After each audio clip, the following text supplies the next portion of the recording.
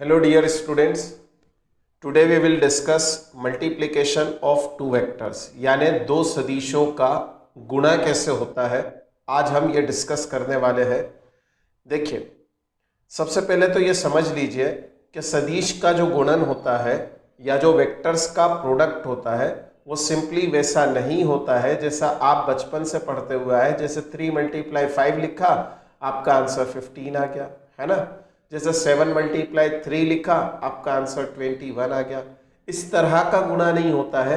इसके गुणा के लिए आपको कुछ रूल्स को फॉलो करना होता है और इसके गुणा से क्या क्या निकलता है सब कुछ आज हम इसी एक वीडियो लेक्चर में डिस्कस करने वाले हैं। तो चलिए बिना देरी हम शुरू करते हैं। सबसे पहले देख लेते हैं कि कितनी तरह का वेक्टर प्रोडक्ट होता है। ठीक है, तो प्रोडक्ट ऑफ टू वेक्टर्स यानी मल्टीप्लिकेशन ऑफ टू वेक्टर्स दो तरह का होता है। पहला होता है dot product of two vectors और आप दूसरा देख सकते हैं यहाँ पर कि cross product of two vectors. Dot product of two vectors का मतलब एक और होता है scalar product of two vectors, यानी हम जब दो वेक्टर को या दो सदिशों को गुणा करेंगे तो गुणा करने पर जो रिजल्ट आएगा वो रिजल्ट क्या होगा, स्केलर मतलब अदिश होगा। और इस तरह से भी गुणा करेंगे, इस तरह से भी हम क्रॉस प्रोडक्ट करेंगे कि जिसको गुणा करने पर या मल्टीप्लाई करने पर आंसर हमारा वेक्टर आएगा यानी सदिश आएगा। तो हम दोनों चीज़ों को समझने की कोशिश करते हैं आज के लेक्चर में। तो सबसे पहले शुरू करते हैं dot product of two vectors. Dot product of two vectors को समझने के लिए कंसीडर कीजिए कि मेरे पास में ये दो वेक्टर है, vector A and vector B. इनके बीच में एंगल थीटा है। ठीक है, अब जब इनके बीच में एंगल थीटा है तो हम क्या लिख सकते हैं, डॉट प्रोडक्ट क्या कहता है, डॉट प्रोडक्ट ये कहता है कि vector A dot vector B, यानी डॉट ही लगेगा यहाँ पर। ये डॉट लगता है इस वजह से इसे डॉट प्रोडक्ट कहते हैं। और अगर आपने यहाँ पर गलती से क्रॉस लगा दिया तो वो प्रोडक्ट अलग हो जाएगा। इसका आंसर क्या आएगा, सबसे पहले आपको क्या करना होगा, बी को ए की दिशा में लिखना होगा। बी का कंपोनेंट निकालना होगा ए की दिशा में। तो अगर हम बी का कंपोनेंट निकाले ए की दिशा में तो वो कितना निकलेगा, बी कॉस थीटा। ये सब हम पढ़ चुके।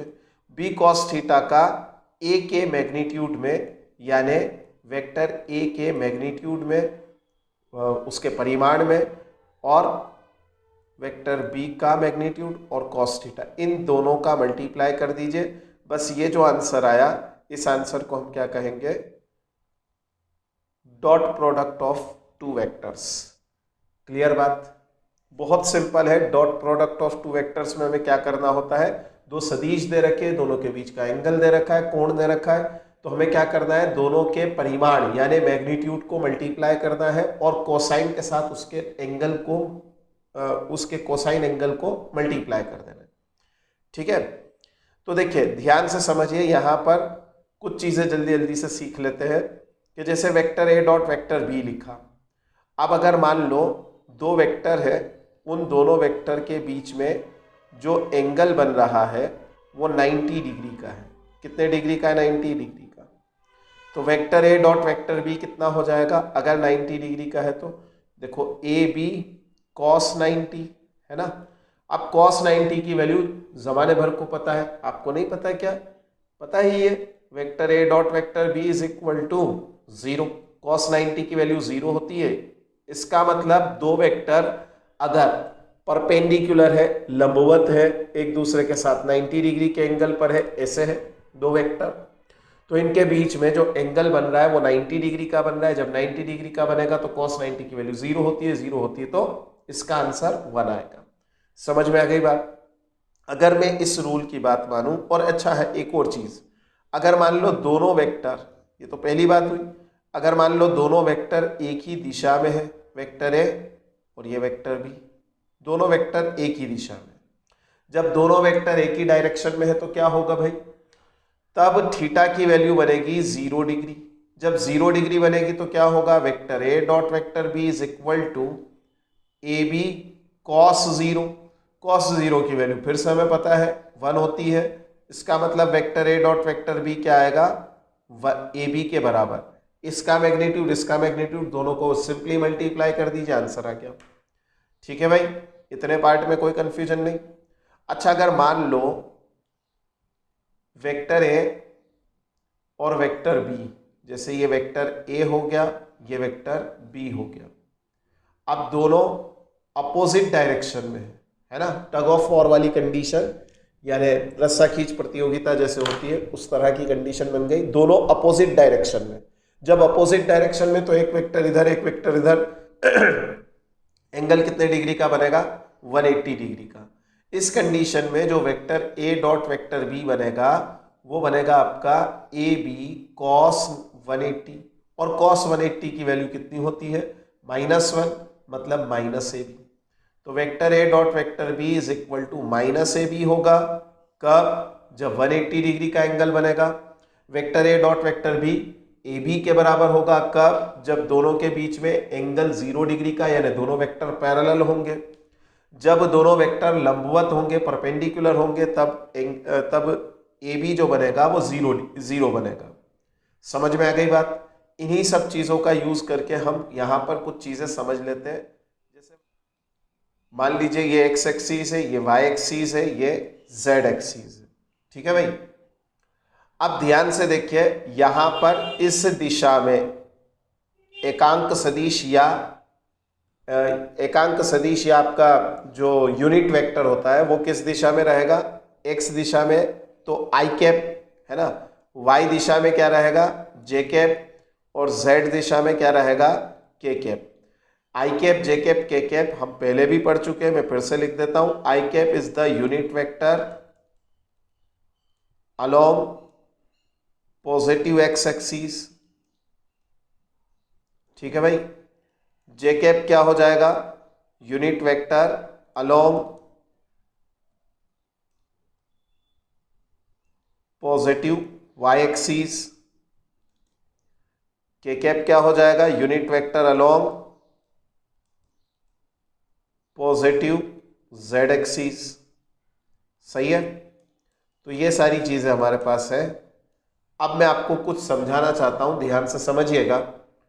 अगर आई कैप का मल्टीप्लाई आई कैप में करेंगे तो देखो आई कैप की दिशा ये रही आई कैप, और सेम इसी दिशा में आई कैप, यानी दोनों दिशाएं समान है, यानी दोनों डायरेक्शन सेम है। जब दोनों डायरेक्शन सेम है तो यहां पर आई कैप डॉट आई कैप क्या आएगा, ध्यान से देखिएगा, आई कैप डॉट आई कैप आएगा आई कैप का मैग्नीट्यूड, फिर आई कैप का मैग्नीट्यूड, और कॉस 0 हो जाएगा, कॉस 0 हो जाएगा तो 1 आ जाएगा, तो 1 को तो मल्टीप्लाई करेंगे तो 1 ही आना है। तो I cap dot I cap is equal to I cap का मैग्नीट्यूड 1 मल्टीप्लाई आई कैप का मैग्नीट्यूड 1, और ये एक और 1 का 1 में मल्टीप्लाई करेंगे तो 1 आएगा आंसर। इसका मतलब क्या हुआ, आई कैप डॉट आई कैप की वैल्यू 1 आएगी। इसी प्रकार आप देख लीजिए जे कैप डॉट जे कैप की वैल्यू 1 आएगी, के कैप डॉट के कैप की वैल्यू 1 आएगी। समझ में आया। ये बातें आपको खास करके याद रखना है। अब इसी तरीके से हम और आगे बढ़े तो ध्यान से देखिएगा, आई कैप डॉट जे कैप, आई कैप किस दिशा में है, इस दिशा में, इस डायरेक्शन में, और जे कैप किस डायरेक्शन में, इस डायरेक्शन में। एक्स और वाई एक्सिस है, एंगल कितना बन गया, 90 डिग्री। तो I cap dot J cap क्या बनेगा, 0। भाई हमने अभी पढ़ा cos 90 अगर आ जाए तो 0 आ जाता है, देख लीजिए। तो इसका मतलब यहां पर क्या आएगा answer, I cap dot J cap equal to 0। इसी तरीके से सोचिए, J cap dot K cap क्या आएगा, 0, के कैप डॉट आई कैप क्या आएगा, 0। इसका मतलब आई का आई में ही मल्टीप्लाई होगा, जे का जे में ही डॉट प्रोडक्ट होगा, के का के में ही डॉट प्रोडक्ट होगा। अगर आई का जे में होगा, जे का के में होगा, के का आई में होगा, तब आंसर 0 आ जाएगा। बैठ गई इतनी सी बात दिमाग में। चलिए इसके 2-3 क्वेश्चन सॉल्व कर लेते हैं। मान लीजिए वेक्टर ए दे रखा है 3i cap plus 2j cap minus K cap, और फिर वेक्टर बी दे रखा है i cap plus 2j cap plus 3k cap. अब ये क्वेश्चन दे रखा है, इस क्वेश्चन में हमें क्या करना है, vector A dot vector B calculate करना है। ये हमारा पहला क्वेश्चन है। क्वेश्चन क्या कहता है कि दो वेक्टर दे रखे, दो वेक्टर का हमें डॉट प्रोडक्ट करना है।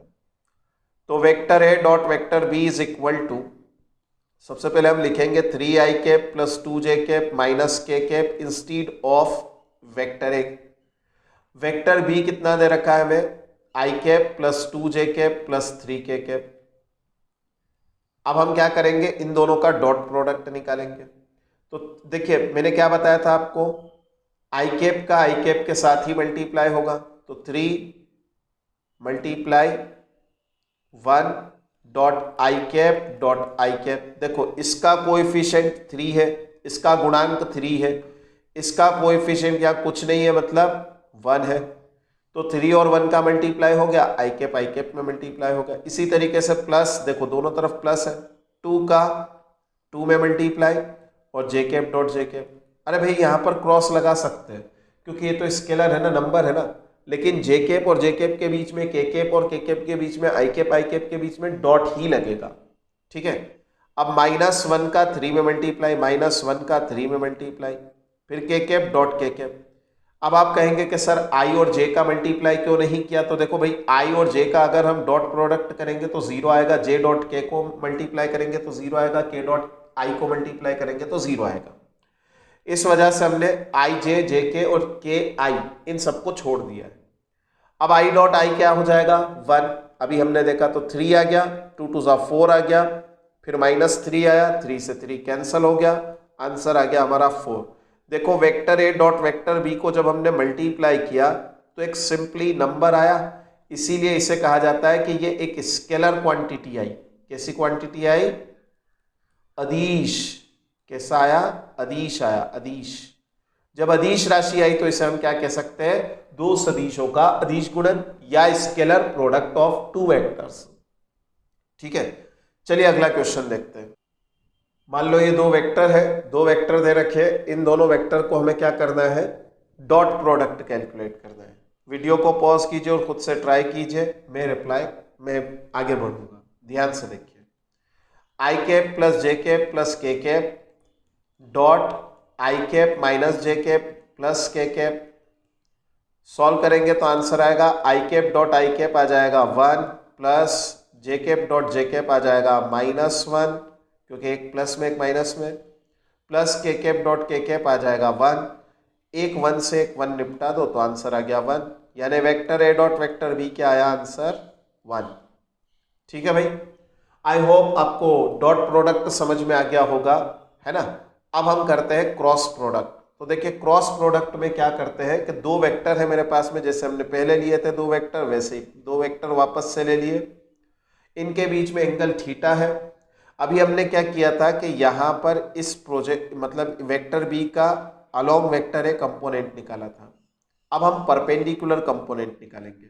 कौन सा कंपोनेंट निकालेंगे, परपेंडिकुलर कंपोनेंट। तो परपेंडिकुलर कंपोनेंट क्या निकलेगा, बी साइन थीटा। बस इस बी साइन थीटा को ए के साथ मल्टीप्लाई कर दीजिए, आंसर आ जाएगा। यानी क्या करना है आपको, vector A cross vector B. देखिए याद रखिएगा यहाँ पर क्रॉस साइन के साथ में लिखिएगा, क्योंकि यहाँ पर दो सदिशों का आपको अदिश गुणन नहीं मिलने वाला है दो सदिशों का सदिश गुणन मिलने वाला है। मतलब अगर आपने दो वेक्टर लिए और दो वेक्टर को प्रोडक्ट किया इस तरीके से, तो आपको जो रिप्लाई मिलेगा, जो आंसर मिलेगा, वो क्या मिलेगा, वो आंसर मिलेगा आपको एक वेक्टर की शक्ल में मिलेगा, है ना। एक नया वेक्टर मिलेगा, उसकी डायरेक्शन क्या होगी, किस तरह से मिलेगा, वो सब कुछ मैं आपको एक्सप्लेन करूंगा, ध्यान से देखिए। Vector A cross vector B is equal to modulus of vector A, मतलब पहले वेक्टर का परिमाण दूसरे वेक्टर का परिमाण डॉट साइन थीटा। याद रखिएगा इसके साथ में एक और चीज जुड़ती है, एन कैप। ये एन कैप क्या है मैं आपको एक्सप्लेन कर रहा हूं, ध्यान से देखते जाइए। देखिए ये एन कैप क्या है, सबसे बड़ी दिक्कत ये इस टॉपिक में यही है कि बाकी सब तो कैलकुलेशन है, ए का मल्टीप्लाई करना, बी का मल्टीप्लाई करना, एन कैप निकालना, वो तो बहुत सिंपल है। एन कैप क्या है ये बहुत जरूरी है, सीखना बहुत जरूरी है। तो एन कैप को सीखने के लिए बहुत सिंपल सी चीजें हम देख लेते हैं, बहुत सिंपल। देखिए vector A cross vector B, ठीक है, vector A cross vector B. Vector A cross vector B में जो एन कैप होता है, vector along unit vector perpendicular to vector A and vector B, दोनों वेक्टर के परपेंडिकुलर डायरेक्शन में।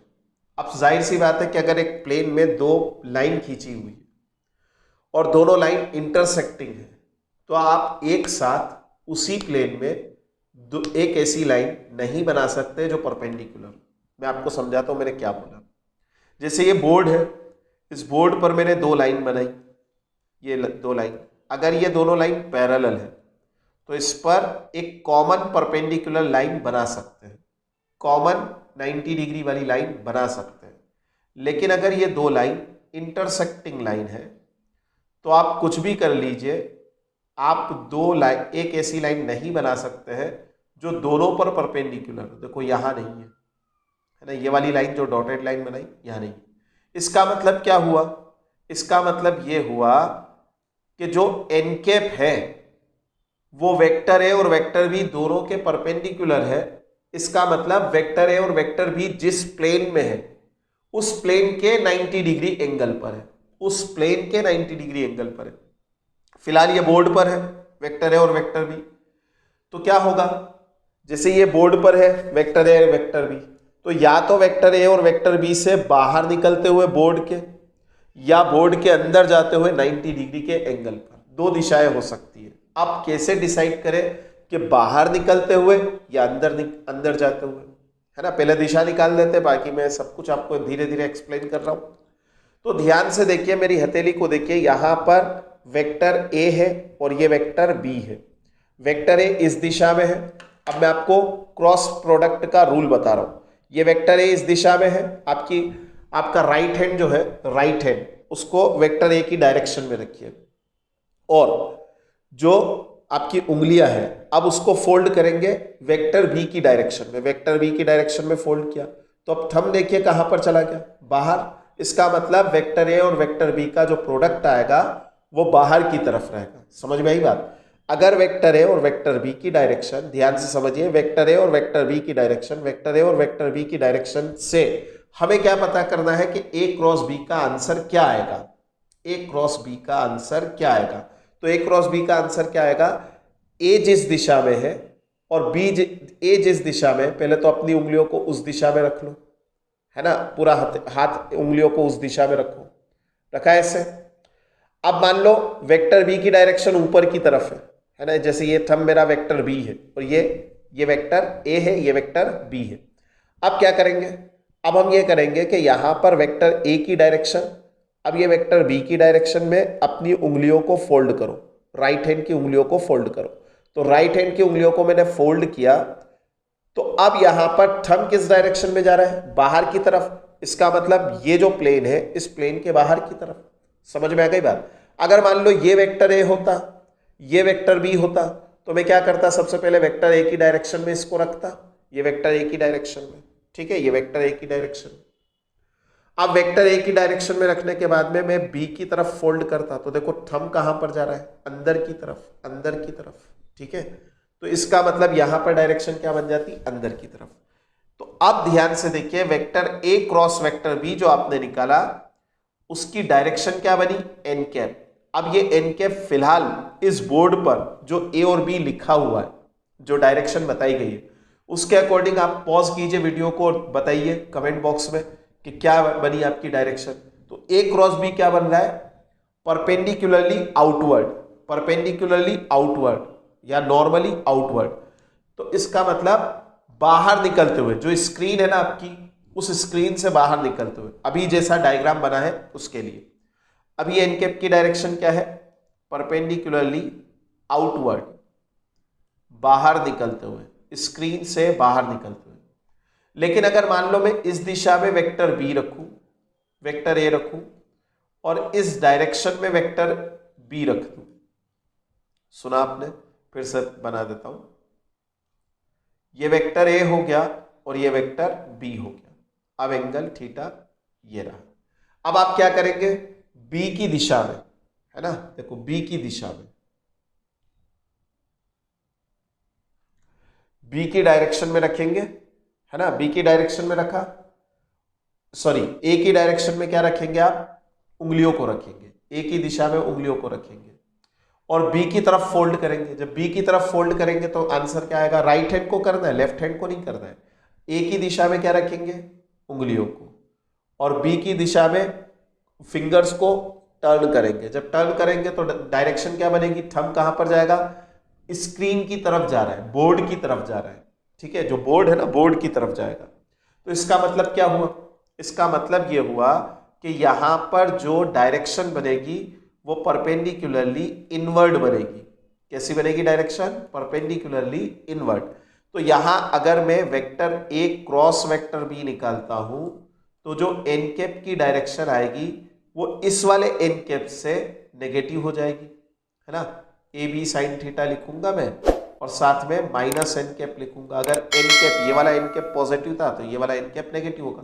तो इसका मतलब vector A cross vector B is not equal to vector B cross vector ए।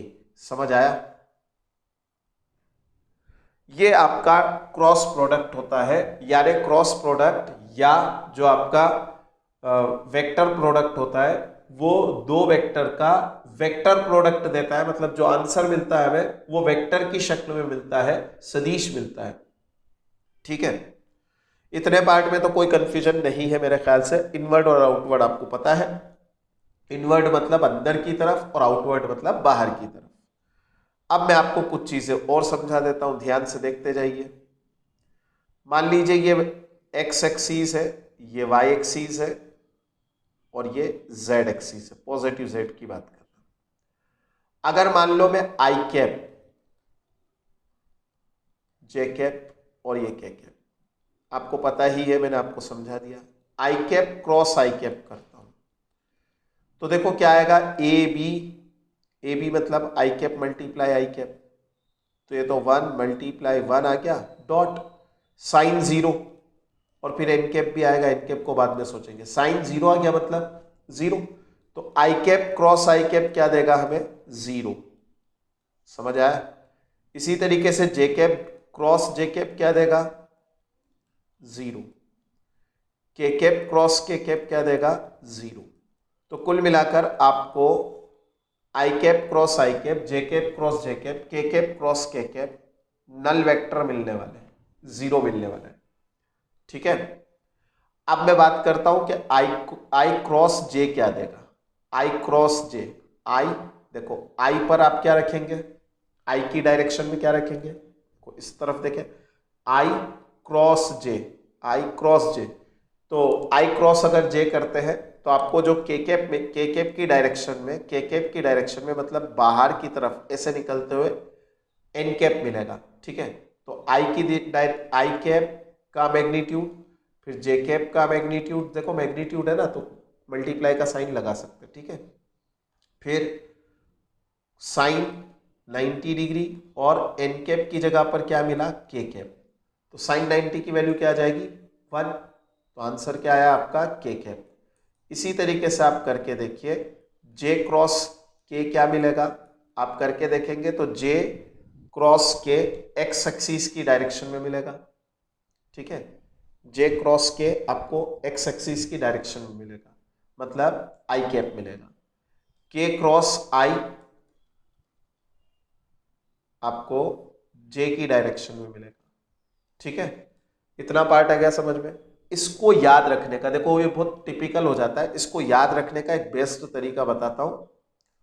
आप एक सर्कल बनाइए, ठीक है, और उस सर्कल में साइक्लिक ऑर्डर में क्लॉकवाइज चलते हुए आई जे और के लिखिए, ठीक।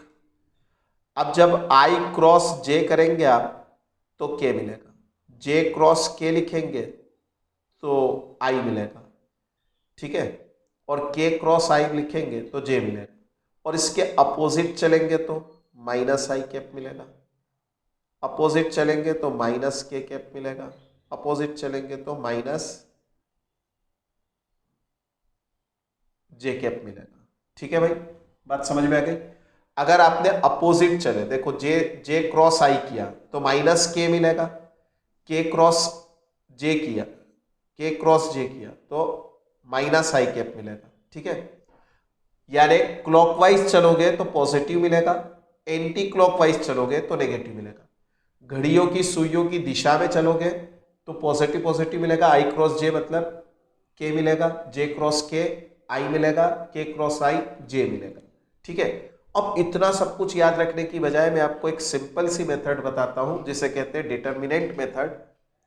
इससे हम क्वेश्चंस को आसानी से सॉल्व कर सकते हैं। चलिए मान लो वेक्टर ए दे रखा है आई कैप प्लस 2 जे कैप माइनस के कैप, और वेक्टर बी क्या दे रखा है 2i कैप प्लस 3 जे कैप प्लस 5 के कैप। मान लो ये दो वेक्टर दे रखे हैं, आपको क्या करना है vector A cross vector B calculate करना है। कैलकुलेट करने के लिए आप सबसे पहले क्या कीजिए, आई जे और के तीन कॉलम बनाइए। एक में आई के कोएफिशिएंट लिखेंगे, दूसरे में जे के कोएफिशिएंट्स लिखेंगे, और के तीसरे में के कोएफिशिएंट्स लिखेंगे। कोएफिशिएंट्स मतलब गुणांक। सबसे पहले किसके गुणांक लिखे, ए के या बी के? तो यहाँ ऑर्डर में देखिए सबसे पहले क्या आ रहा है, वेक्टर ए आ रहा है, तो वेक्टर ए के कोएफिशिएंट्स लिखेंगे। यहाँ पे लिखेंगे 1, यहाँ 2, यहाँ -1। ठीक है, ये 2 -1। यहाँ पर क्या लिखेंगे 2 लिखेंगे, ये 3 लिखा, फिर 5 लिखा। अब क्या करेंगे, अब हम ये करेंगे कि आई कैप जब लिखेंगे तो एक छोटा डिटर्मिनेंट बनाएंगे, उसमें हम आई जे के को इग्नोर कर देंगे, और आई कौन से कॉलम में है, इस कॉलम में है। आई कौन सी रो में है, इस रो में। पंक्ति कौन सी है, पहली, और पहला कॉलम है, इसको छोड़ दीजिए। बाकी सब ये जो लिखा है 2 - 1 इसे लिख दीजिए, 3 5। ठीक, फिर माइनस। अब ये यहां पर आपको याद रखना है कि यहां पर एक बार इसे प्लस में लेना है, इसे माइनस में लेना है, इसे प्लस में लेना है। ठीक है, इसे प्लस में लेना है, इसे माइनस में लेना है, इसे प्लस में लेना है। माइनस जे लिखा। अब जे लिखने के बाद में देखिए फर्स्ट रो यानी पहली पंक्ति, और ये जो दूसरा कॉलम है इसे छोड़ दीजिए। पहली पंक्ति को छोड़ दीजिए, दूसरे कॉलम को छोड़ दीजिए। क्या लिखा है यहाँ पर 1 -1 2 और 5। फिर क्या लिखेंगे प्लस के कैप। अब आपको क्या करना है, देखिए प्लस आ गया यहाँ पर, और पहली पंक्ति और तीसरे कॉलम को छोड़ दीजिए। पहली पंक्ति और तीसरे कॉलम, तीसरे स्तंभ को। ठीक है, यानी पहली रो और तीसरा जो कॉलम है उसे छोड़ दीजिए। तो 1 2 2 3, ये 1 2 2 3। ठीक भाई, इसको सॉल्व कीजिए तो आई कैप क्या आएगा, देखिए 2 का 5 में मल्टीप्लाई कीजिए 10। ये साइन माइनस, फॉर्मूला वाला माइनस है। अंदर क्या है 3 का -1 में मल्टीप्लाई -3। ठीक है, माइनस जे कैप। अब क्या करेंगे आप 1 का 5 में मल्टीप्लाई करेंगे तो 5। अब 2 का -1 में मल्टीप्लाई करेंगे, उसके पहले माइनस साइन लगाएंगे और -2 लिखेंगे। ठीक है, फॉर्मूला वाला माइनस। फिर प्लस के, अब 1 का 3 में मल्टीप्लाई करो तो 3, और फिर 2 का 2 में मल्टीप्लाई करेंगे 4। आंसर आएगा आपका आई कैप, यहाँ पर 10 -10 -+ हो जाएगा तो 13 आई कैप। यहाँ पर देखिए 5 -+ 2 7 हो जाएगा, 7 माइनस में मल्टीप्लाई करेंगे -7 जे कैप। फिर 3 -4 -1, ये minus K cap. This is the answer. देखिए आपने लिया था 2 वेक्टर और मिला क्या आपको एक तीसरा वेक्टर, जो इस वेक्टर और इस वेक्टर दोनों वेक्टर की परपेंडिकुलर डायरेक्शन में है, 90 डिग्री के एंगल पर है। एक और क्वेश्चन सॉल्व करेंगे और इसको भी देख लेते हैं। I cap 2i cap plus 3j cap minus 2k cap, और मान लीजिए वेक्टर बी लिखा है 3i cap plus 2j cap minus 4k cap, ऐसा कुछ लिखा है। अब हमें क्या करना है, अब हमें इस वेक्टर के, ये दो वेक्टर को क्रॉस प्रोडक्ट करना है। सबसे पहले क्या करेंगे, vector A cross vector B लिखेंगे। यहाँ पर आई कैप, ये जे कैप, ये के कैप। ठीक है, अब ये 2 3 -2 लिखा, यहाँ पर 3 2 -4 लिखेंगे, 3 2 -4। ठीक, vector A cross vector B is equal to I cap as it is.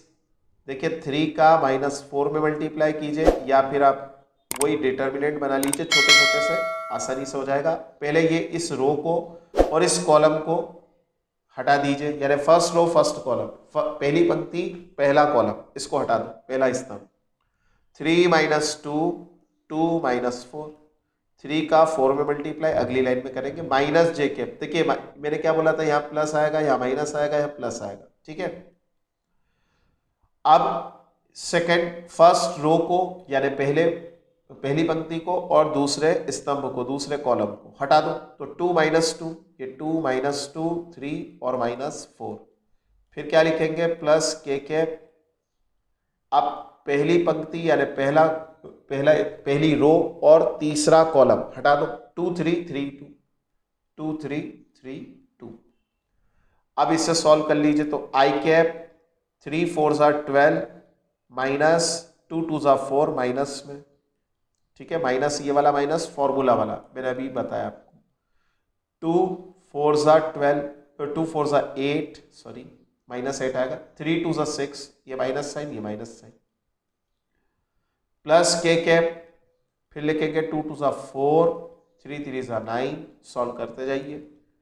देखिए -12 माइनस माइनस प्लस 4, -12 + 4 कितना होगा -8 आई कैप। फिर -8 माइनस माइनस +6, -8 + 6 -2, लेकिन ये माइनस माइनस माइनस +2 आई जे कैप।